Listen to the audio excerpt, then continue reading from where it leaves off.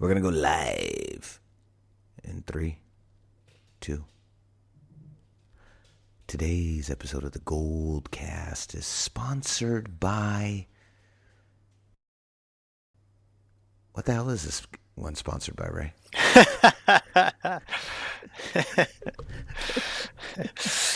This one is sponsored by Thanksgiving. Sponsored by food and football. We're going to take that from the beginning. All right. Today's episode of the GoldCast is sponsored by Thanksgiving, food and football.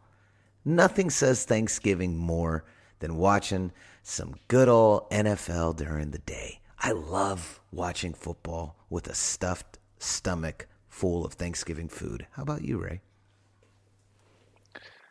I couldn't agree more. Good. Going to have some drinks, going to have some food. I know we won't be together this year, which is sad, but I'll have the other third of the Brotherhood together, and I'll have our unofficial third host of the GoldCast, our father, in company. So I will have both of them in tow as we head into a morning game, a Mimosa Sunday, as they call it, a Mimosa Sunday football game. I believe that's what they call it. I believe that's the official NFL term is a Mimosa Sunday. Yeah. We have a Mimosa Matchup, Monster Matchup, a Mimosa Monster Matchup, a Monster Mimosa Matchup between the Baltimore Ravens and the San Francisco 49ers. This is a Monster Mimosa Matchup. I think Raymond, you've just coined quite possibly the most brilliant term for a 10 a.m. game. A Monster Mimosa Matchup between the 49ers and the Ravens. That's what I want to see on bars that do sports on Sunday, but also serve mimosa. You know those little chalkboard A-frames that they put out on the side? Yep. They need to put that Monster Mimosa Matchup today. That's incredible. Raymond, why don't you let the people know, the GoldCast Nation, if they want to talk to us, where can they find us? You can like us on Facebook.com/theGoldCast, and you can also follow us on Twitter at @the_Goldcast. But if you want to get notified in real time on when we go live with our new podcast, and you actually want to interact with us online, one of the best places to do it is on YouTube, to subscribe, like, and comment. And also, we're also open to feedback. If you have ideas, if you want to give us feedback on things you'd like to hear differently or like us talk about more, be sure to let us know. But that is YouTube/theGoldCast.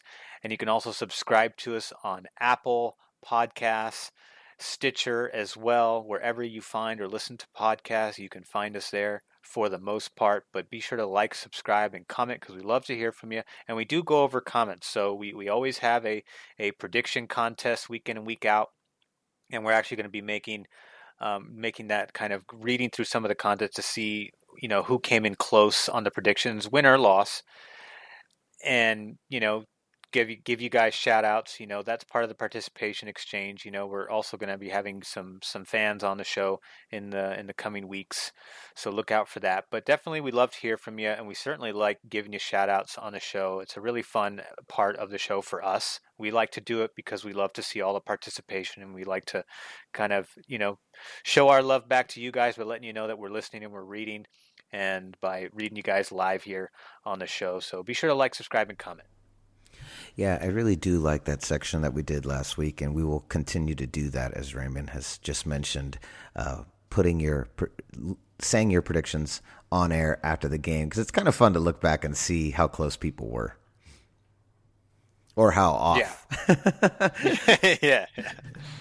Everyone, I think for the most part, there was only like maybe one person, the lone Packer fan who predicted the Packers winning was the only person who was off. I believe he's the host of the Cheese Cast. That guy, he's the host of the Cheese Cast. That's the AKA host. the Orange Cast. Yeah, the Craft Cast. The Craft Cast, the Green Cast. All right, Raymond, where can they find you? You can find me on Twitter at Ray Solis and on Instagram at Ray Solis1. And you can find me on Instagram at RudySolis3 and Twitter at RudySolis3RD.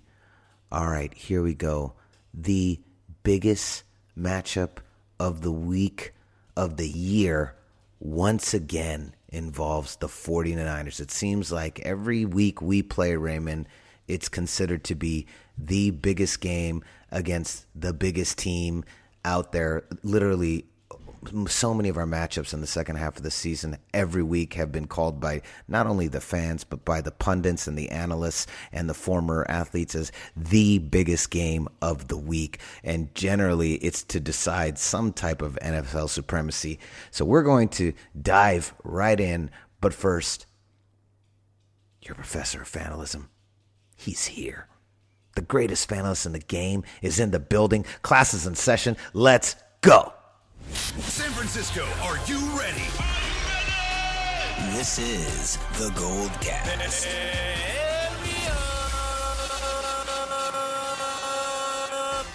Boom! Welcome to another edition of the GoldCast. We are the voice of the Bay.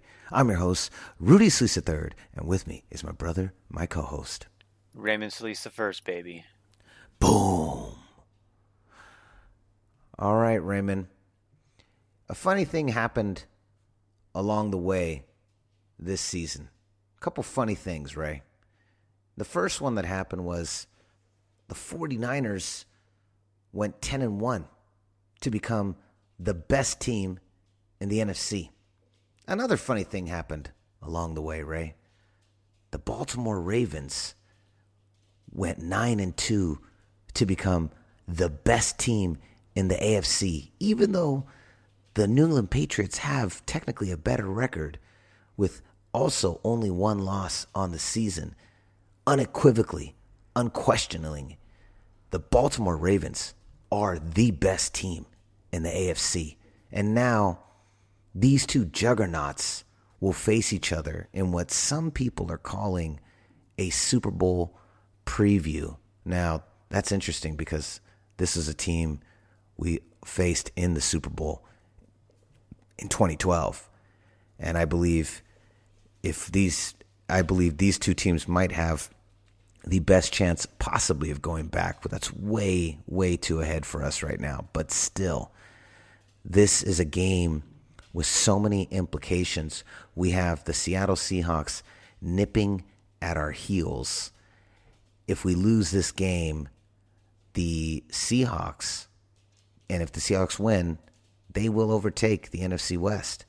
This is literally has major playoff implications for the San Francisco 49ers. I mean, this is so much is riding on what has to be the toughest game of the season. I want to throw a couple of stats, and then I want you to drop it on people and let the people let the people know. But just a couple different things going into this game. Baltimore is 5.5-point favorites. Vegas likes Baltimore in this matchup. The couple different things. Baltimore is 4-2 all time in head-to-head matchups against San Francisco. Boo! I don't like that stat. Couple other things. San Francisco is averaging 30.2 points per game this season, number 2 in the NFL. San Francisco is only surrendering 14.8 games per season, per game this season. 14.8 points per game this season. Sorry. Baltimore is averaging 35.1 points per game this season. Number 1 in the NFL. We are number 2. They are number 1. Baltimore is surrendering 18 points per game this season. That's number 5 in the NFL. So San Francisco is surrendering 14 points. They're surrendering 18 points. We're averaging 30. They're averaging 35. We defeated the Packers pretty handily, 37-8 last week, week 12. Baltimore defeated the LA Rams 45-6, almost the same score on Monday Night Football in week 12. This is a matchup that is going to be really tough. San Francisco, while we've only allowed 14.8 points per game, were surrendering about 111 rushing yards per game, and the Ravens averaged 210 yards per game. So this, Ray, is the toughest opponent we will face this year, and I want to hear all your thoughts about it now. Well, as you pointed out, there are some similarities in the offensive potency between these two teams, and some similarities between the defensive potency in these two teams. We are both the top scoring offenses in the NFL, and we're both the best rushing offenses in the NFL. We've come back down to earth a little bit. We were averaging 200 yards per game earlier in the season, but I think the 3-game division stretch really changed that stat and kind of cut it by a fourth. So we're now averaging, around 145. Passing, we're obviously better than the Ravens. The yards accumulated is obviously better than the Niners. And defensively, I think these teams are similar, but the rankings really kind of shine brightest in San Francisco. We're number 1 or number 2 in every single category.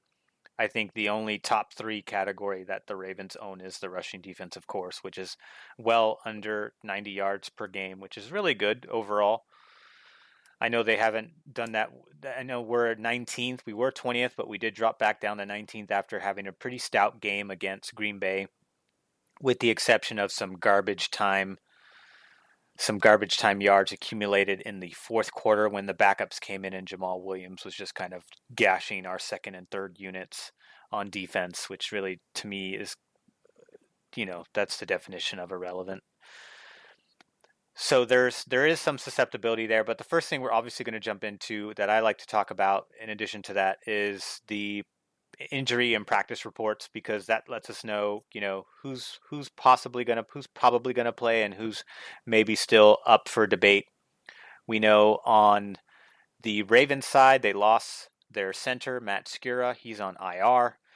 That means that, that definitely affects the offensive line calls, because that's the center's job. He won't be doing that, and this is a little bit different than the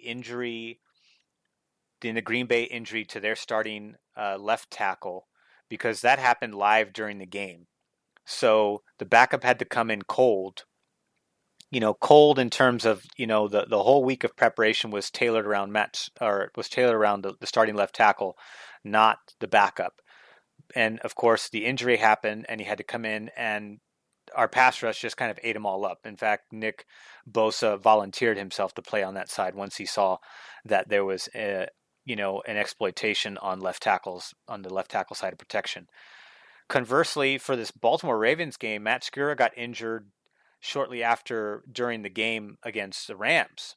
So once they knew he went on IR a couple days ago, they've had the backup in there. So the backup's been preparing. He won't be coming in cold in the same manner Green Bay did. But this is still significant because of the role the center plays. Like I said, he makes calls on the offensive line for them to do their job. And in addition to that, there's also the, often overlooked skill set of simply handing the ball off to the quarterback. That's something that we might see that might, come into effect in this game. And most importantly, this affects pass protection and run blocking. So this is now a matchup that heavily favors DJ Jones and DeForest Buckner and Eric Armstead, and also Sheldon Day if he plays up in the middle too in certain substitution packages. But DJ Jones is obviously our number one guy that actually gets the starting nose tackle job in first and second down run situation plays where we know that's coming, or at least we have a good indication that that's coming, and we want our biggest stout lineman in there to really kind of clog up the middle running lanes. This is a guy that DJ Jones, who's played excellent the last couple of games. We saw him play excellent against Green Bay. So he's going to come in there. That's going to expose them. So that helps us stop Mark Ingram and Edmonds and potentially Lamar Jackson when he does his off-script and on-script running plays.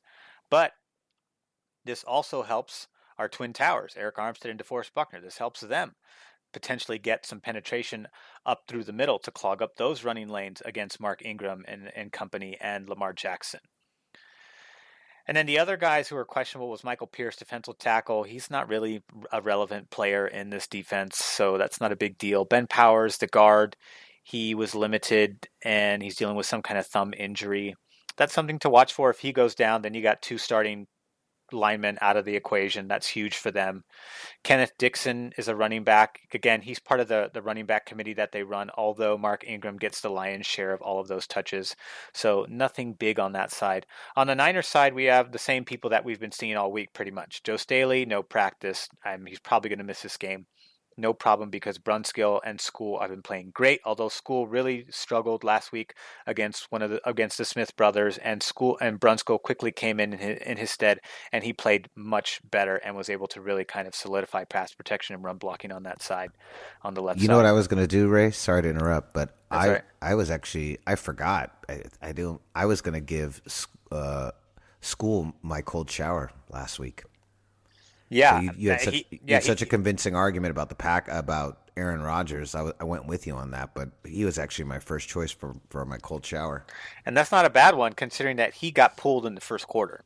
So it was so bad, and when you're pulled, not only is it's indicative of 2 things: A, you're playing so bad that you're getting beat on almost every play, and B, I think the implications of that the win or the loss probability, that is so important that it's like they're not taking any chances. They're not waiting for someone to kind of get into rhythm. If this was a game earlier in the season, I don't think he gets pulled in the same, as abruptly as he did. But I think this late in the season, with the playoff picture really starting to come into view here. In fact, if we win today, we do get a playoff berth. We clinch a playoff berth. So there is large implications to this game. So it's no surprise that that's why he did that. Matt Breida was limited in practice, so that's a good sign. He's participating at least. Dee Ford was originally listed as limited, but then Matt Mayoko corrected that and said that he did not practice today. So that's not good on a Wednesday, but there's still Thursday and Friday to go. We know they're going to practice tomorrow. They shifted the schedule, so they're going to practice earlier than they usually do so that they're out in the afternoon and they can go be with their families for the holiday. So we know that they're going to get a full rep in there. So we'll have to keep watching Dee Ford tomorrow, and Friday is the key day. If Dee Ford is a limited participant, and is going through walkthroughs on Friday, then it's almost a foregone conclusion that he's going to play on Sunday, and we're certainly going to need his speed off the edge in order to slow down the rushing attack of the Baltimore Ravens. Robbie Gould was a full practice participant today. We're going to need his leg going into this game. George Kittle was no practice. I think that is simply a precautionary decision to just keep him fresh for Sunday, because we know he's most likely going to play. We saw that even with a bone chip in his ankle, he was still able to amass a monster game and caught every single throw, every single one of his targets last Sunday. Emmanuel Sanders was limited in practice. We need to see him again, but with a rib injury, it's always tough. We don't know how much healing has taken place since he first started dealing with this. Hopefully he's much better now, and he'll be able to participate in more offensive snaps, because we're going to need his ability going forward. Because the Ravens, while the Niners are susceptible against the run, which doesn't help us against this rushing matchup, the Ravens conversely are susceptible in the passing defense. Unlike us, we're the best passing defense. They're the 17th ranked passing defense. So they're bottom half of the league in that category. We are obviously bottom half of the league in the rushing yard category, but still, they're still 9-2 and we're still 10-1. So that's something that needs to happen. Emmanuel Sanders needs to participate to really keep them off balance, so they're not just looking for Deebo Samuel and George Kittle. Deebo Samuel was limited. Speaking of Deebo Samuel, he was limited in practice today. So I think, again, that's a precautionary method to keep him fresh. He will most likely go this Sunday. That is my, kind of safe prediction between Sanders and Samuel. I think they're both going to I think they're both going to play on Sunday. And that's what I'm seeing so far. As far as rushing goes, I think rushing really favors. We've been exposed in the rushing attack, and this is a different beast of a rushing attack. Lamar Jackson, they have embraced the read option and the off-script running. They've just said, like, hey, if there's a hole, take it. Don't hesitate or try to wait for a receiver to get open. Just take the hole and go with it, because he is a high-level running back that just happens to conveniently also be the quarterback. That is the type of player that we're dealing with on Sunday, and that is not going to be an easy task. This is by far and away the most difficult rushing attack that we will face all year long. Much more difficult than anyone we've faced all year, including Christian McCaffrey, because Mark Ingram has been a stout running back for them all season long, and they've also got a couple of other guys that get sprinkled in here and there too that also have burst and edge speed. So it's really very similar to ours. The only difference is we don't incorporate the quarterback into our rushing attack. We incorporate 3 really good running backs into that. And so this is going to be a tall task. This clearly favors the Ravens, and I don't know if the Niners are capable of containing Lamar Jackson completely. I just don't think it's going to happen, especially when we look at the games like Seattle. Even though in Seattle, Russell Wilson, he doesn't run off script, and he doesn't do read option over there. Not as often as he used to. It's in fact, read option's gone, and his off-script running is really a last resort. He is an elite passer now. He goes up into the category of all the other pocket passers. We got to him more than 3 times in our contest over there in San Francisco, and he was still able to get some late runs to really keep drives going. That's when he uses it. Is if the coverage is there and the hole is there, then he needs to do that as a last resort to keep the drive alive. Whereas Baltimore is really the opposite. It's like, hey, if the hole opens and someone's open, he's probably still going to take off because it's a surefire bet. Everyone's downfield. The second level and the third level are more susceptible to getting gashed. And the first level has already been pushed out by pass protection, or it is collapsed and is collapsed too far back behind the line of scrimmage, where Lamar Jackson now has an easy escape route, either left, right, or center. But again, with the center being injured, I'm hoping that kind of helps offset some of that. I just don't know how it's going to play out. But on the secondary, they have Marcus Peters that they traded for in the Rams. And I know the Rams, were supposed to be a better team coming into this contest than back when we embarrassed them, dominated them in the second half of our game, or really from the second quarter on, we dominated them. But, to me, they're more or less the exact same team that played us when we went to LA. The only difference is Jalen Ramsey, but they gave up Marcus Peters and then got Jalen Ramsey. So that was kind of an even trade-off. They didn't get better at secondary. They remained just as good at secondary. Jalen Ramsey, obviously, I think he's better than Marcus Peters, because Marcus Peters is kind of always has ball hawk on his mind. He has 3 picks, 2 returned for touchdowns this season since going to Baltimore. That's something that I kind of look forward to, because I want him to kind of go for that big throw, because Jimmy Garoppolo's got great flick in his throw. He is a former shortstop, which allows him to throw from more angles. We've seen other players do this, such as Patrick Mahomes, who also has a baseball background, Kyler Murray, who has a baseball background. These guys could have drafted as baseball players. The A's actually signed Kyler Murray before he decided to go to the NFL. And the same with Lamar Jackson. He's got some angles that he can throw through too. And I know he's a much better thrower this year, but he's still a run first quarterback, pass second. That's kind of they've embraced this, and this is the style that they're going with here. I don't know what you see on the side, Rudy, but that's kind of what I'm seeing so far. Well, I'll tell you this. This is truly the real matchup here. The biggest, toughest part of this matchup is going to be the 49ers defense against one Lamar Jackson. As you mentioned, he is just so formidable, so dangerous. This is the ultimate test for the 49ers defense. And can they contain Lamar Jackson? You're not going to be able to stop Lamar Jackson. I think that's just a fact. He's that good.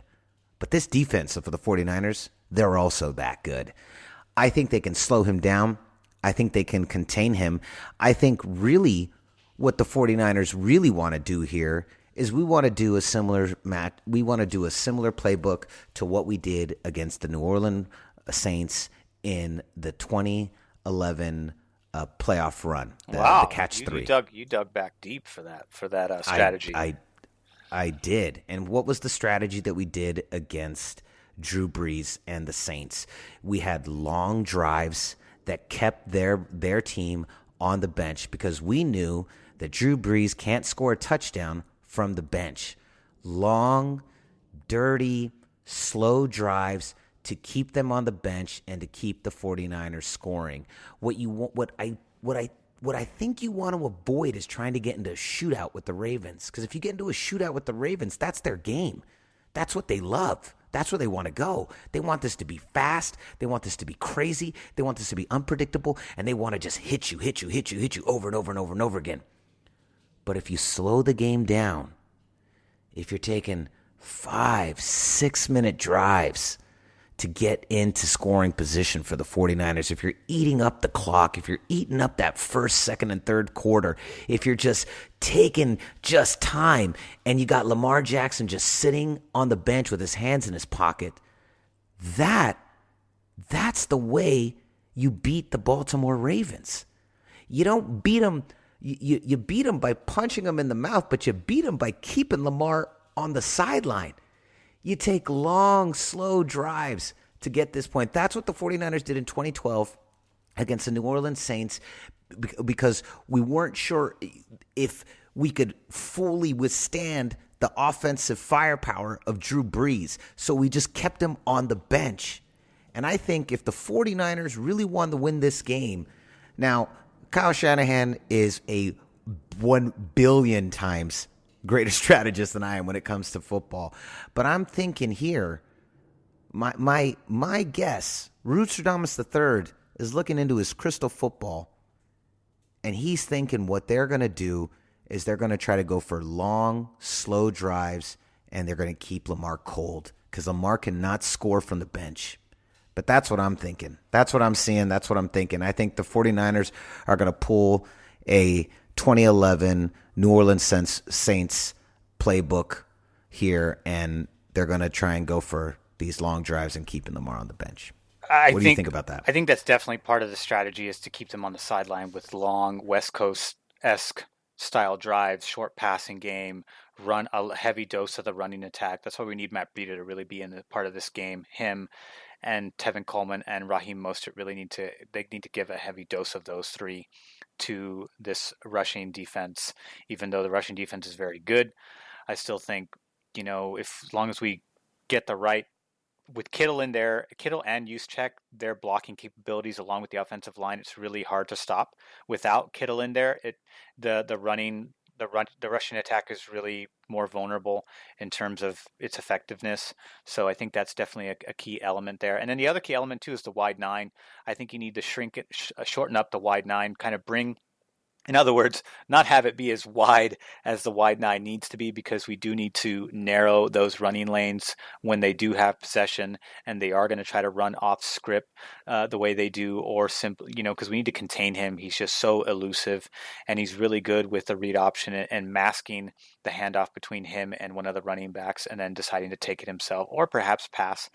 So we know Greg Roman does have a little creativity. We saw a lot of creativity when he was here with John's brother Jim, and pulling, having offensive linemen catch balls and things of that nature. So he still runs kind of that, and they run 3 tight ends on that side to help really kind of push the rushing attack along. So that needs to be slowed down, of course. But we'll have to see how this plays out. This is the toughest matchup that they're facing this week, obviously, and all season long. I don't think even the Saints will be this difficult than the Baltimore Ravens, and I'm just not sure about this one. They're coming in hot. They've had like 4 blowouts in a row. I think they've had maybe 6 all year. Maybe they need to look towards the Cleveland tape and the Kansas City tape to see how those teams dealt with them and managed to get wins over this team. I know that was probably part of the film study, so that will be something they're going to take into consideration, of course.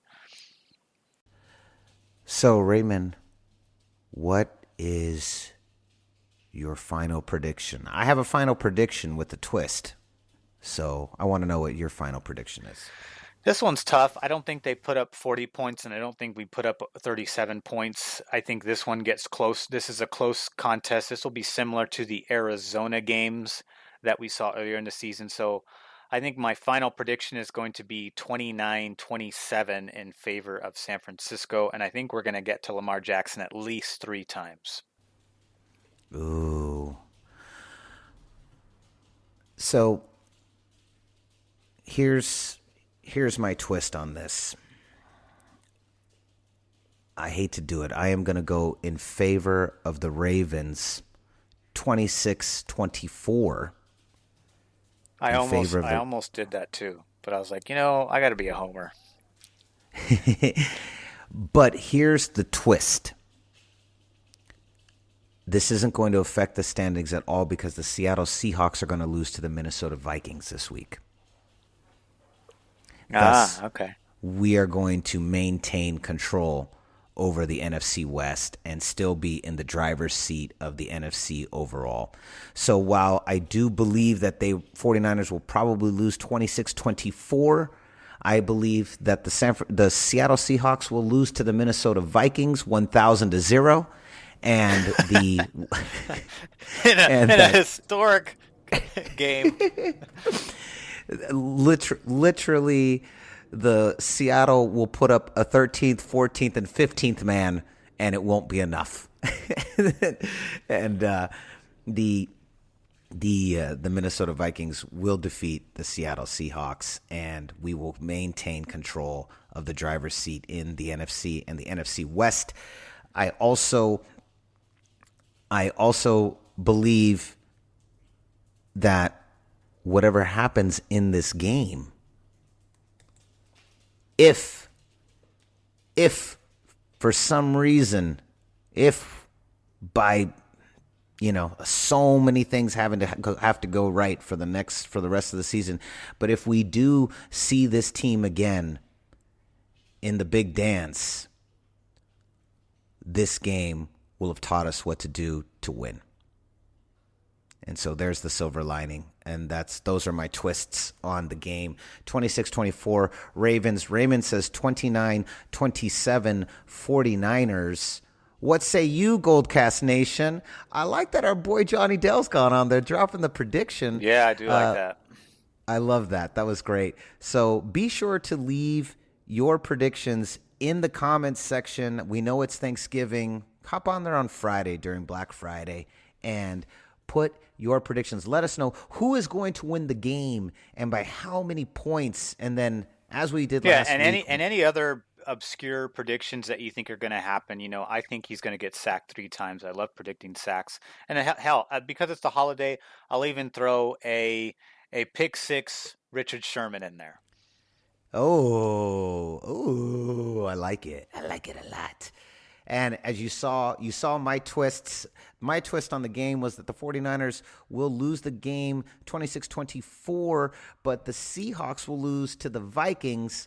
Thus, we will maintain control of the NFC West with a little help from the Vikings. I do not believe the Seahawks are going to beat the Vikings. I believe the Vikings are going to win, right? I really do. I think they're actually a better team than the Seahawks. And Seahawks pull and they're a coming lot off of these the games. bye. They're coming off the bye too, so they've had a lot of time to prep for this. And Seattle, one thing Seattle does very consistently is not only do they score points, but they also give up a lot of points. That defense breaks more than it bends. It's the offense that bails them out every time, and I just don't think that's sustainable, nor do I think is that a recipe to win out for the rest of the season. This Seattle team reminds me very closely of the version they had, I believe it was either 2014 or 2015, when they went to that ice game against Minnesota, and the only reason Minnesota didn't advance is because they missed that field goal. And I remember everyone that year talking about how the Seahawks were the team no one wanted to face in the post, and this just became a phrase that you just kept hearing repeated over and over all over the place. And you watch that team, and it was the same thing. They were just pulling these wins out of their asses, and you were like, this is just not sustainable. Like, you can't ride this wave all the way to a Super Bowl. There's so many of their games have been decided by 7 points or less, and they can beat. Andy Laird said something really good. We were talking on Twitter a while back, and he said, that the Seahawks can beat any of the big playoff teams, right? They can beat the Niners, they could beat the Packers. They could beat the Saints on any given Sunday, but they're not going to beat all three to get to the Super Bowl. They're just not built for that. You know, they'll win one of these games, but they can't beat all three of those teams on their way to a Super Bowl berth. And I 100% agree that you know, this is a team that is, and I'm not being biased. I'm just looking. If you just look at the team, this is a divisional round at best team. That's as far as they're going to go, and I think you're going to see the Vikings prove that they're the better, more formidable team on Sunday. So is it Monday night? It's the Vikings game. I think so. Yeah. I believe it's prime time, either Sunday night or Monday night. I think it's Monday night. But yeah, I think the same thing as far as the 49ers go. You know, the Ravens have a good defense, but they've only given up 25 sacks this year. That's really low on the totem pole. That's almost, you know, a little more than half of what we've done, 44. So they don't get to the quarterback the same way that we do, which is a huge difference maker that obviously favors our offensive line, favors our rushing attack, favors our pass protection, and favors our ability. This is why they're susceptible against the pass, because they can't get to the quarterback. They do have a great secondary, but the secondary can't sit there and blanket cover the entire play. After 3 seconds, you know, it's over. So I think that's going to be the difference maker today, is the passing attack, today on Sunday. I think so too. Man, this is going to be exciting. Don't forget, it is a early 10 a.m. game. I thought it was a primetime game. It should have been flexed to primetime. Sunday. Monster Mimosa Matchup. Monster Mimosa Matchup. Raymond, I love that term. Well, folks, we will see you at the Monster Mimosa Matchup. 49ers, Ravens. And we will see you guys after that. Let us know in the YouTube comments, youtube.com/thegoldcast. And let us know who's going to win and by how much. All right, Raymond, any final thoughts before we go? Go Niners, baby. 11-1. 11-1. Go Niners, 11-1. Even though I predicted that score, I promise you, come Sunday morning, I will have completely convinced myself that we will win this game, because we will. Go Niners. So concludes another edition of the GoldCast. We are the voice of the Bay. I'm your host, Rudy Solis III, and with me is my brother, my co-host, Raymond Solis first, baby. Boom. We'll see you next time. Same GoldCast time, same GoldCast channel. This is the GoldCast.